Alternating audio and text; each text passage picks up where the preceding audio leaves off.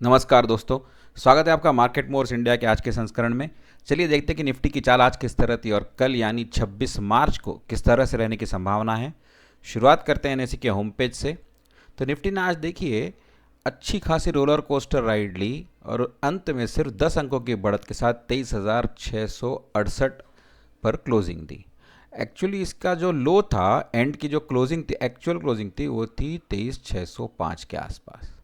लेकिन weighted average closing अगर आप देखेंगे तो वो लास्ट में 23,668 पर पहुंची। तो बेसिकली आज की जो क्लोजिंग थी वो सबसे लोवेस्ट पॉइंट पर ही थी, 600 के आसपास, 23,600 के आसपास।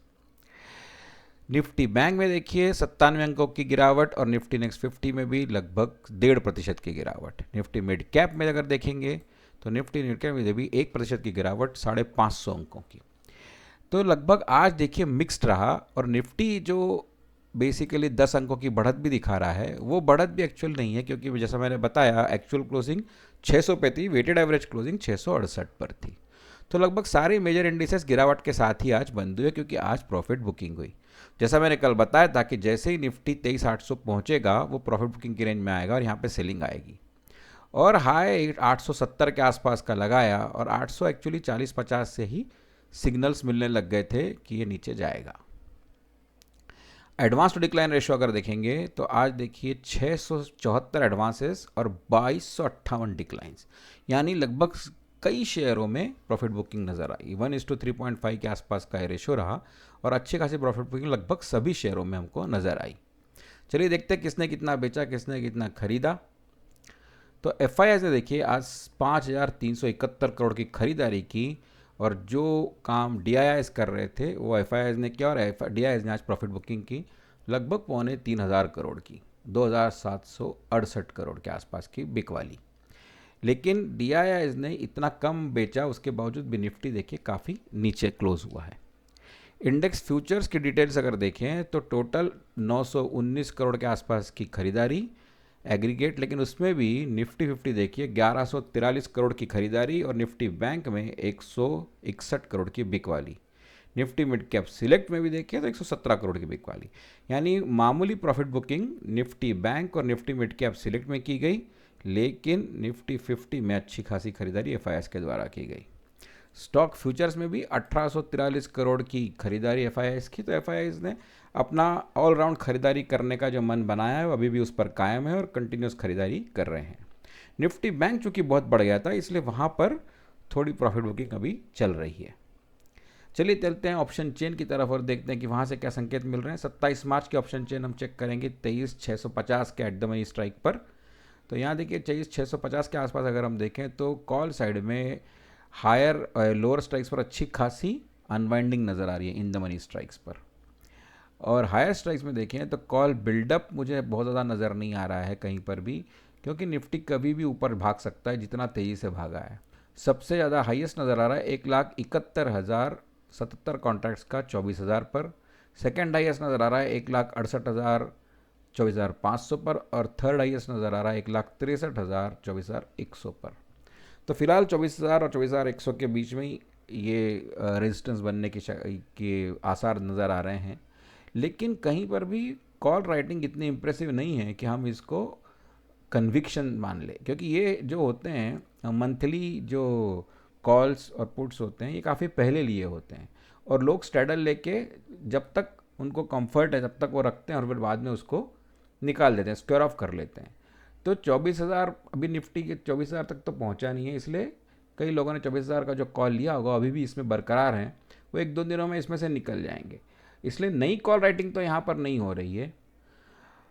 पुट साइड में देखेंगे यानी सपोर्ट साइड में देखेंगे तो सबसे ज़्यादा ओपन इंटरेस्ट मुझे नज़र आ रहा है 1,11,000 का, 1,74,000 का है, लेकिन 23,000 पर है वो, जो कि बहुत दूर है अभी, क्योंकि निफ्टी वहाँ से भी 650 अंक ऊपर आ चुका है। तो इतना पीछे का ओपन इंटरेस्ट देखने का मतलब नहीं है। 1,11,000 का है सेकेंड हाईएस्ट, जो कि नज़र आ रहा है 23,500 पर और सेकेंड हाईएस्ट 1,05,000 का है 23,200 पर। जो पुट राइटिंग देखेंगे कहीं अगर, तो पुट राइटिंग यहाँ पर ज़्यादा कुछ है नहीं, इसलिए यहाँ पे कोई मतलब बन नहीं रहा है यहाँ पे कोई ये बनाने का फिलहाल। लेकिन ये समझ लीजिए कि 23,500 और 23,200, 23,500 का सपोर्ट टूटा तो ऑप्शन जिनके मतलब सीधा 23,200 है, लेकिन यहाँ तक निफ्टी जाने देगा नहीं FIIs, ये मुझे पक्का विश्वास है।